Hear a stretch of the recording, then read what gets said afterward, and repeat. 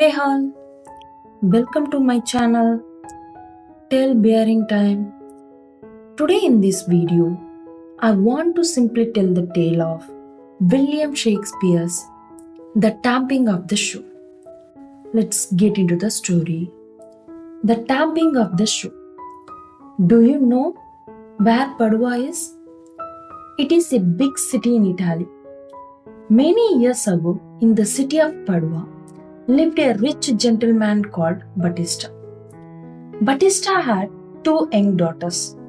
Their names were Katrina and Bianca. Bianca, the younger daughter, was a very gentle girl with excellent manners. Katrina, the elder one, was very different. She was a lady with a very bad temper.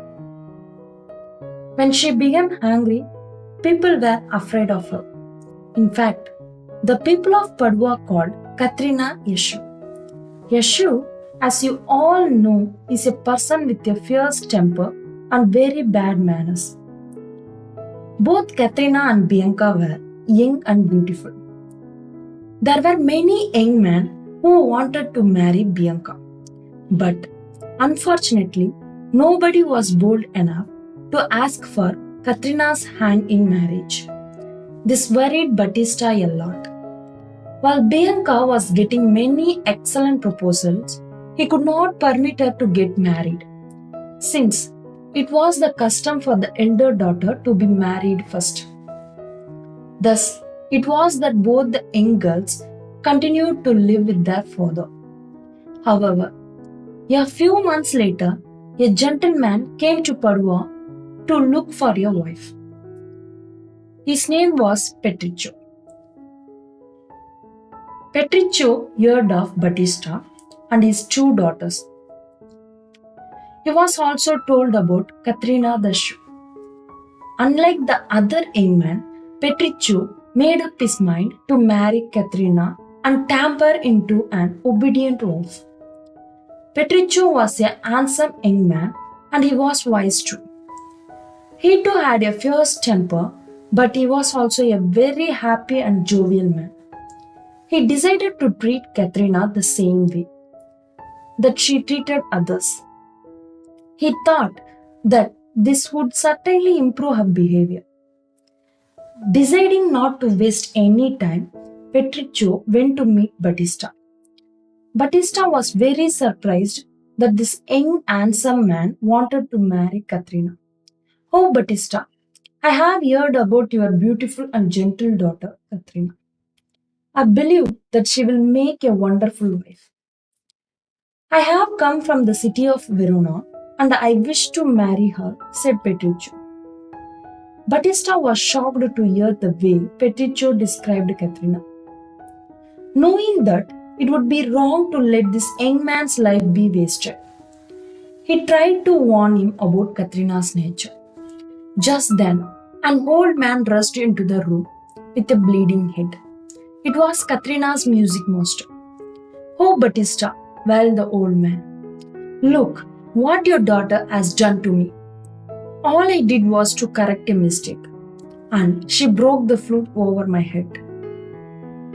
Oh, what a fine lady, said Petruccio. She seems to be very brave, and I love her even more. Please, may I spend some time with her? He asked Battista. I am a very busy man. My father has just died and has left me a fortune. I have to go back to Verona and manage my affairs.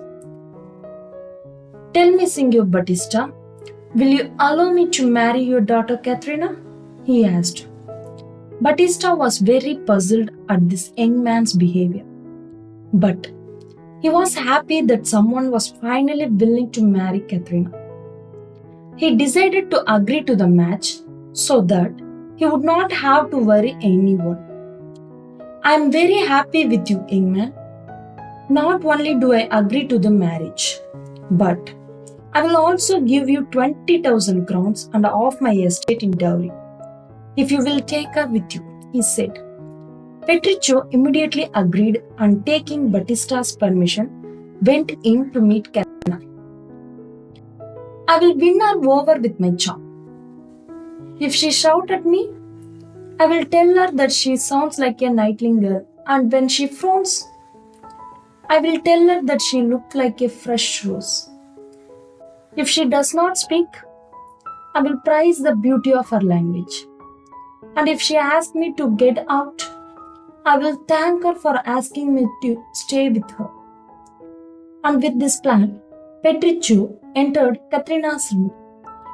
He was very surprised to see that Katrina was a very beautiful lady. Good morning, Kate, he greeted her and sat down comfortably on a chair. If you want to speak to me, call me Katrina, replied the arrogant Katrina. But that is not your name. People call you Plain Kate and Benny Kate and very often Katrina the Shrew. But Kate, you are the prettiest Kate in this kingdom, and I have come to court you, said Petruccio. If people call me the Shrew, they are right, shouted Katrina, and proved to Petruccio why it was so. How sweet, how beautiful, how mild. Sweet Kate, let us talk of more beautiful things. Your father has agreed to our marriage, and even the dowry is fixed, and I will marry you, said Petruccio. Just then, Battista entered. Petruccio told him that Katrina had received him with a lot of kindness and has promised to marry him the coming Sunday. No, screamed Katrina. I will agree to hang you next Sunday, you madman. Father, are you crazy to ask me to marry him? I will never agree to a man like this. Please, don't be angry with my dear Kate, pleaded Petruccio with Battista. This is just a game she is playing. Just before you entered, she lovingly agreed to marry me. Give me your hand, dear Kate. I must now go away. I will go to Venice to buy you fine clothes and jewelries. I will bring you many fine things on Sunday. Saying this to Katrina and asking Battista to make all the arrangements for the wedding, Petruccio left. The next Sunday, all the wedding guests were assembled in church.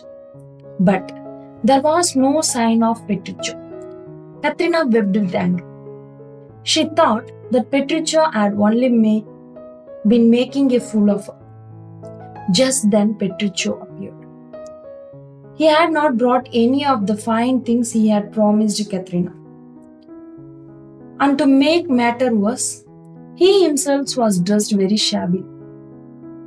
His servant looked washed, and the horse they had come on were just 2 bags of boots. Come, Kate, we shall be married. And refusing to even change his clothes, he held Katrina's hand and walked up to the altar. The ceremony began. Do you agree to marry this lady and treat her as your wife? Asked the priest. You stupid fool.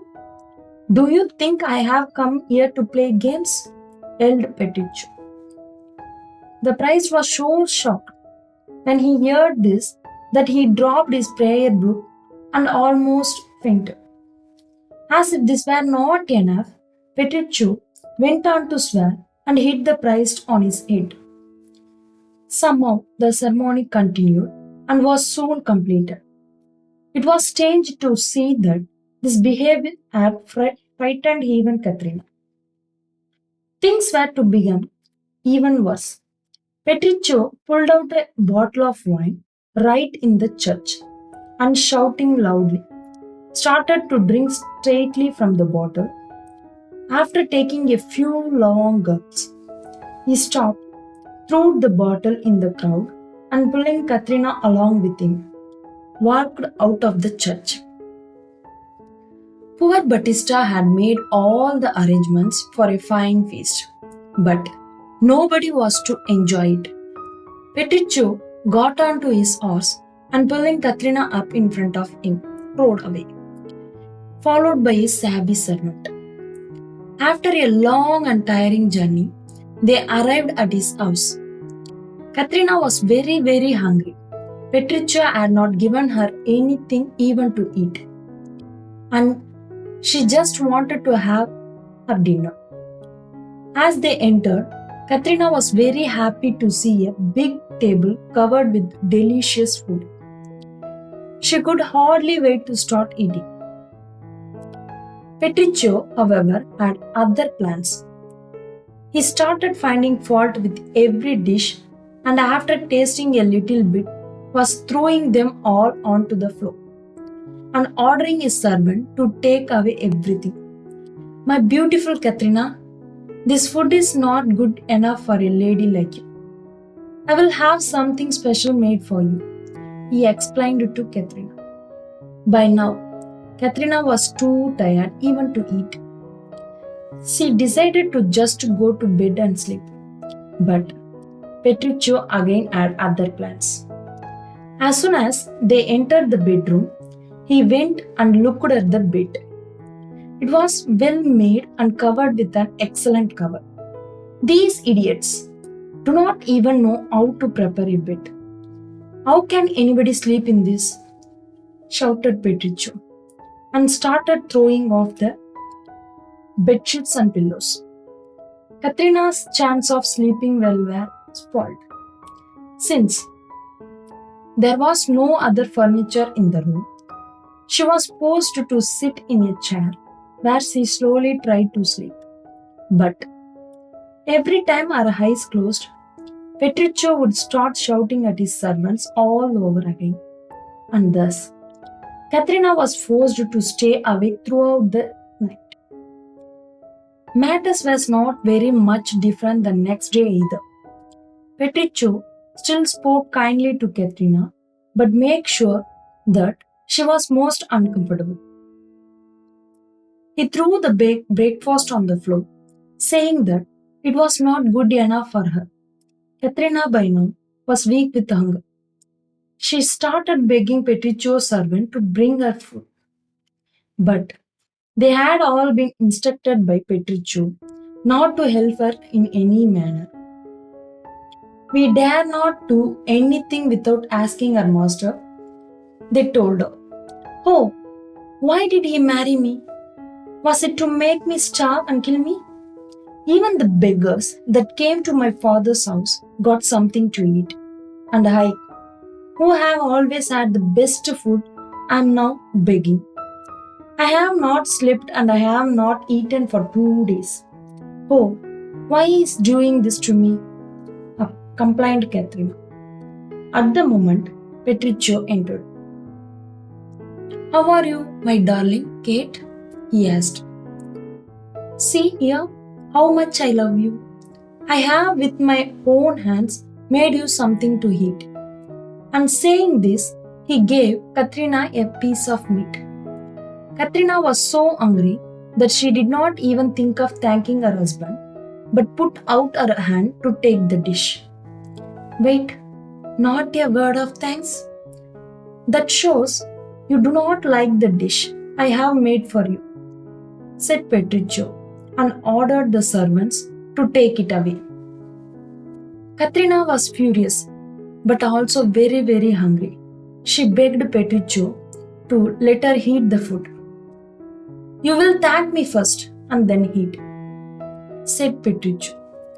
Katrina did not want to thank Petruccio for bringing her a little food after starving for 2 days. But she had no choice. Thank you, sir, she said very unhappily. Eat, my dear Kate, and after you finish, we shall buy many fine things. I will dress you up like a queen, he promised and left. Poor Katrina had just taken a few bites of the meat when Petruccio entered with a tailor and a cap maker. Did you enjoy your dinner? Asked Petruccio, and not even waiting for an answer, ordered a servant to take the food away. Here is a very beautiful cap, my lady, said the cap maker and showed Katrina a very beautiful cap. Petruccio, however, did not seem to think it was a beautiful cap. You call this beautiful? He screamed. It is as big as a walnut and look like a clown's cap. It is not fit for my beautiful wife. Take it away and make a better one. No, not please. It is a very lovely cap, and all the gentlewomen of Padua wear caps like this, said Katrina. When you are gentle, you too can wear this cap. Not until then, said Petruccio. The food that Katrina had eaten had given some strength. Well, who are you to tell me? I will wear what I want. I am not a child or a baby to be told what I wear. I will speak what I want. If you do not like it, you can shut your ears, said Katrina with anger. Of course, my darling. What you say is right. It is a horrible cap. I love you for not liking it, said Petruccio, who had planned to change his wife by not fighting with her. Whether you love me or not, I like this cap, and I will not wear any other, said Katrina with determination. Of course, you can see the gown, said Petruccio, pretending not to have understood her. The tailor then came in and showed her a fine gown he had made for her. Petruccio, whose idea was that Katrina should not have either the cap or the gown, started his complaints again. Oh God, he said loudly. What is this? Do you call this is a gown? Do you call this is a sleeve? It is like a twisted pipe. Do you call this silk? It feels like old wrinkled skin. But it is the best silk and I made in the latest fashion, protested the tailor. Yes, definitely. I have never seen a more beautiful gown in my life, agreed Katrina, who was quite desperate to have the gown. Nonsense, shouted Petruccio. How dare you bring such a horrible dust to my beautiful wife? Get out and never come back. Saying this, he drove the tailor and the cap maker out of the house. Then he paid them for the gown and the cap and apologized for his strange behavior and rude behavior. Katrina, of course, did not see all this. Petruccio soon returned and told Katrina to get ready. We will leave immediately for your father's house. He said we should reach his house for dinner. Have the horses ready, he ordered. Now, it was almost afternoon when he said this, and the Katrina knew that if they left then, they would arrive at her father's house only by midnight, and not for dinner. Pardon me? But I think it will be very late if we leave now, she said. He wanted Katrina to be completely tamed. He decided to make her suffer for another day. We will not leave today. We shall leave when I say so, and whatever time I say, he said, and thus Katrina was forced to practice her obedience for another day. 2 days later, they finally left for Padua. Ah, what a beautiful morning it is, said Katrina, as they rode on their horses. That is not the sun, it is the moon, said Petruccio. This is not morning, it is evening, and the stars are in the sky, he continued. If you disagree, then we shall turn back. And Petruccio turned his horse around. But Katrina had changed. She was no longer Katrina the shrew, but Katrina the obedient wife. Let us go forward, I beg you, she said. If you call it the moon, it shall be the moon. And if you say it is evening, It shall be evening, and there are stars in the sky. Petruccio was very happy to hear this, but he wanted to make sure she would not change.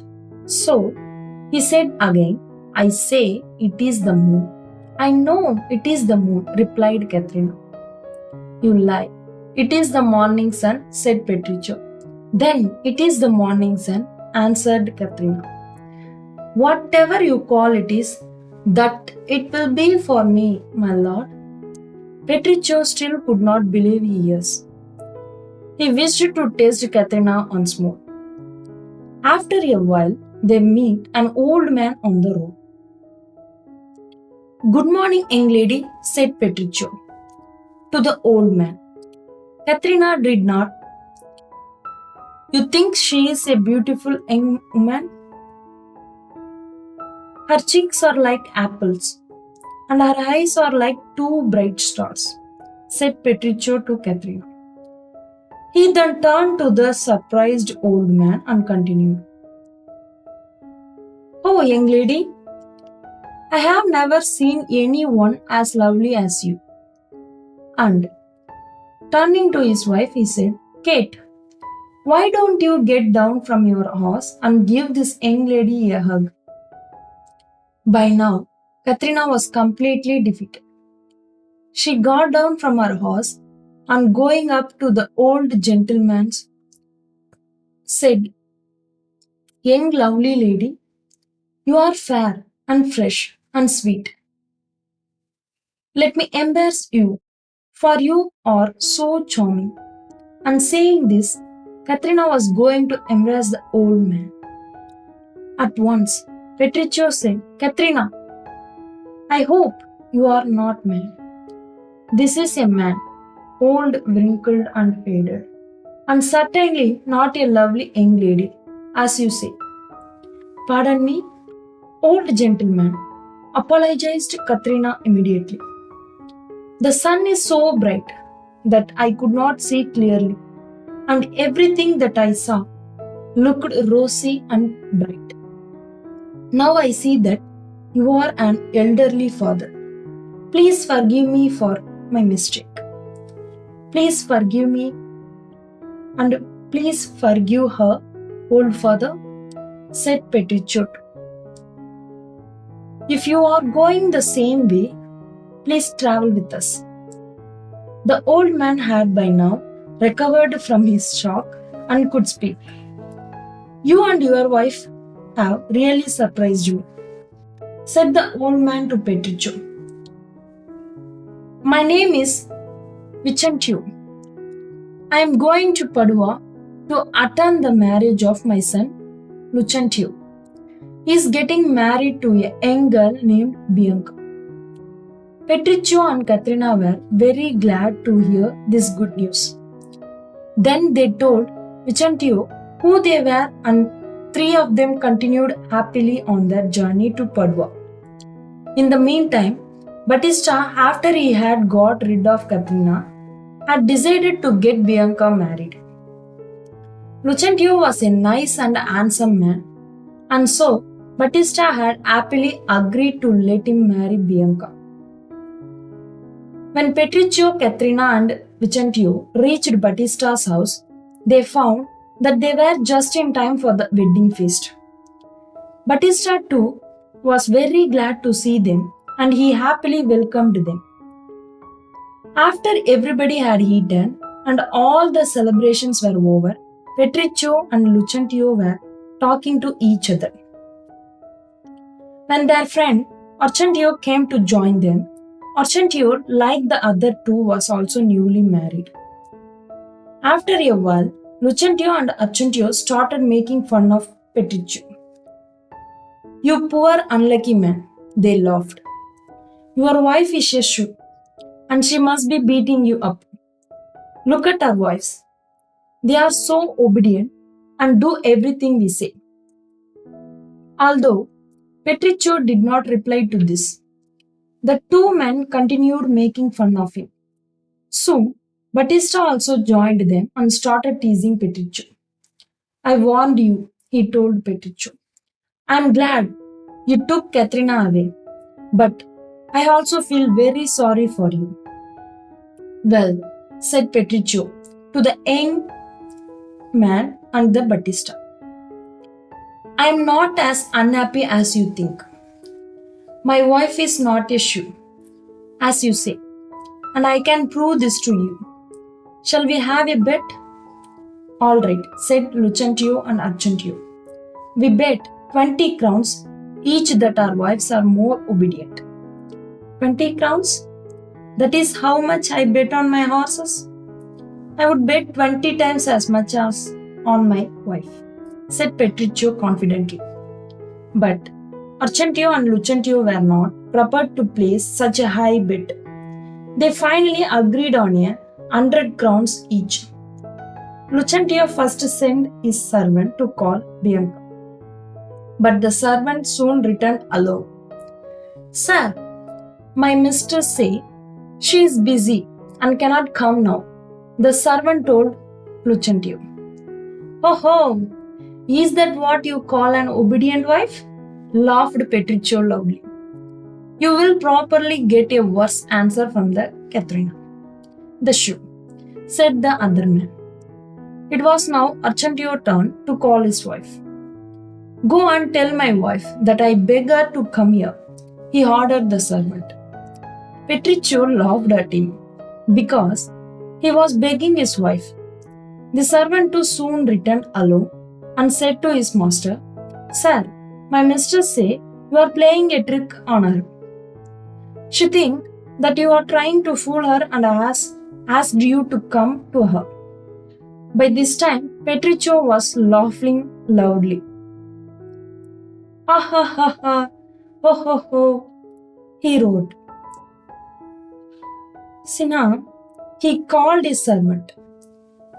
Go to your mistress and tell her that I have ordered her to come here. The others had no time to even laugh back at Petruccio. When Battista shouted, My God, here comes Katharina. Katharina entered, immediately went to Petruccio and very softly asked, What is it? My dear husband, do you need anything? Go and call your sister and Argentio's wife, said Petruccio to Katharina. She immediately left to do as Petruccio had commanded. The other men were amazed. Wonderful, said Lucentio and Argentio. You won the bet, and here is your money. Wonderful, agreed Battista. Not only have you won the bet, but I will add another 20,000 crowns to our dowry. You have given me a wonderful daughter. Wait and see, said the plead Petruccio as Katharina entered the room with the two other ladies. Katharina, take off your cap and throw it down on the floor and step on it, he ordered. Katharina immediately removed her cap, threw it on the floor and stamped it. Are you mad, Katharina? Asked Argentio's wife. Katharina, why are you being so foolish? Said Bianca to her sister. You are the one who is foolish. Your foolishness has cost me 100 crowns, sold Lucentio. You are a little beggar. You are a still beggar fool to lay such a stupid bet on me, screamed Bianca at her husband. Thus fight started between Lucentio and Bianca, Argentio and his wife. After watching for a while, Petruccio raised his hand and shouted, Silence! And continued, Katharina, now tell these women how they should behave towards their husbands. To everybody's surprise, Katharina then explained to the two young women the duty of a wife and how they should be obedient to their husbands. Thus, Katharina was once again famous in Padua. But now she was no longer known as Katharina the Shrew, but as Katharina the obedient and dutiful wife. Happy ending. Thanks for watching. Don't forget to subscribe, like, share, and comment. Thank you all.